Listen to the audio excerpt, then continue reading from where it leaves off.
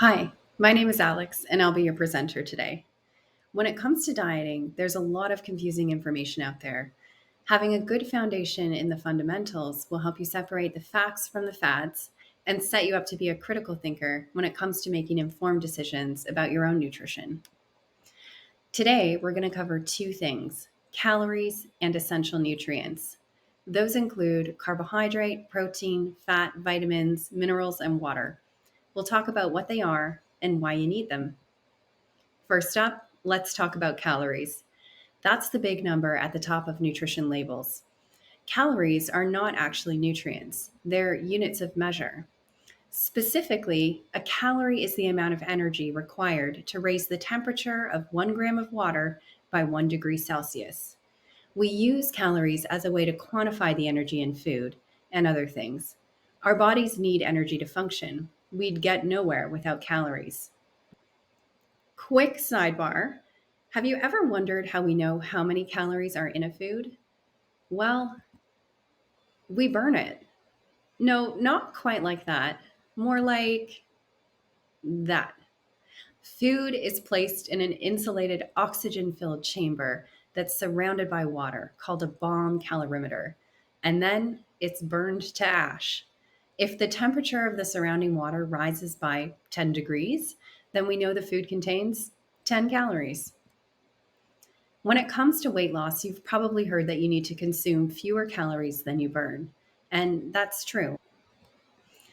But the number of calories a body needs is dependent on many things.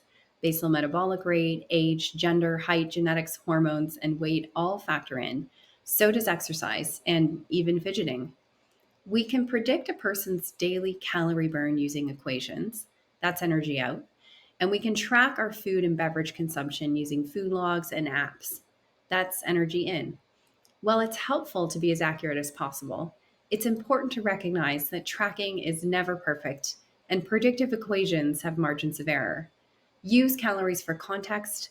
They're important, but don't get hung up on every last one. All right, let's move on to the essential nutrients. There are six of them. We can't make them, so the only way to get them is through food. Protein, carbohydrate, fat, and water are classified as macronutrients. These are the big ones. We need them in larger quantities. Vitamins, minerals are micronutrients. Still important, but by comparison, we can get away with much less. Protein, carbohydrate, and fat are actually the only nutrients that provide us with energy. Protein tends to have a bit of a health halo, while carbohydrate and fat are often maligned. While fat provides 9 calories per gram, it might surprise you to learn that bite for bite, protein and carbs actually provide exactly the same number of calories. 4 calories per 1 gram to be exact. Most foods contain a mix of nutrients, but we tend to refer to them by their predominant macronutrient. For example, you might think of bread and pasta as carbs, but they actually contain a moderate amount of protein, a small amount of fat, and an array of vitamins and minerals. Meat contains mostly protein, but also fat and some water. You'll notice this as you begin tracking your food. Protein is a building nutrient. Every single cell in your body contains protein. It's also needed to make hormones and enzymes and to maintain proper pH balance. High protein foods include meat, fish, legumes, dairy, eggs, nuts, and seeds. It's now known that weight loss diets bring about a significant amount of muscle loss. Getting enough protein throughout the day helps to protect muscle tissue, so you end up with a leaner body composition. Protein rich foods also tend to leave us feeling fuller, so it's often helpful to emphasize protein rich foods during weight loss. Carbohydrate is to humans as gas is to cars. It's an energy giving nutrient and considered by many, including myself, to be quite delicious. There are three subtypes: sugar, starch, and fiber. And this actually refers to the molecular structure of the carbohydrate. Sugars are simple, just one or two molecules, so they absorb quickly. Starches are more complex and take a little longer to digest. And fiber passes right through us. Even though it's a carbohydrate, it provides no calories at all. Everyone needs at least some carbohydrate. In a balanced diet, carbs might provide anywhere from 40 to 50% of the calories a person eats. In a ketogenic diet, carbs will provide about 5 to 10% of the calories. And on the other end of the spectrum, endurance athletes might get as much as 70% of their calories from carbs, sometimes more. Ultimately, the amount that's right for you depends on your activity level, your health status, and what you're going to enjoy. Fat is calorie dense, but absolutely necessary for good health. It plays a role in brain and heart health and is used to make compounds that reduce inflammation in the body. It's a critical component of our cellular membranes, controlling what goes in and what goes out. It's also used to make cholesterol. This is really important because we need cholesterol to make hormones like estrogen and testosterone. There are two broad categories of fats: saturated and unsaturated. Again, this refers to their molecular structure, but you can actually see the difference with the naked eye. Saturated fats are solid at room temperature, think butter, and unsaturated fats are liquid, like olive oil. In susceptible individuals, having too much saturated fat can raise cholesterol to dangerous levels and lead to fatty deposits on vessel walls. That's why it's generally thought best to have things like butter, cheese, and fatty meats in moderate amounts. Use them to enhance the flavor of your food. If you need a little something more, reach for things like olive oil, nuts, seeds, and avocado.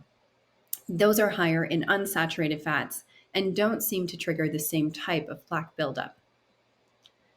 Moving on to our micronutrients, vitamins and minerals. Vitamins are organic molecules produced by plants and animals. Minerals, on the other hand, are inorganic. They're found in soil and in water and make their way into plants and animals when they're absorbed or eaten. To understand what vitamins and minerals do, I want you to imagine that your body is a skyscraper with a team of skilled workers dedicated to its construction and maintenance. Vitamins and minerals are the tools that they need to get the job done. Vitamin C, for example, is like a crane. It helps with building by regulating structural collagen, a protein that holds our tissues together. Without enough, our bodies struggle to heal wounds, and skin, bones, and blood vessels deteriorate. Minerals, such as potassium, magnesium, and sodium, are master electricians. They carry electrical currents, transmitting nerve impulses, ensuring that signals pass smoothly from one cell to another. This allows our muscles to function properly, including our heart. You've probably heard of electrolytes in the context of sports drinks. Electrolytes are essential minerals that carry an electric charge. They regulate muscle contractions and control nervous system function, among other things. When we lose them through sweating or when we're sick, we need to replenish them from food or sometimes fluids. Our final essential nutrient is water.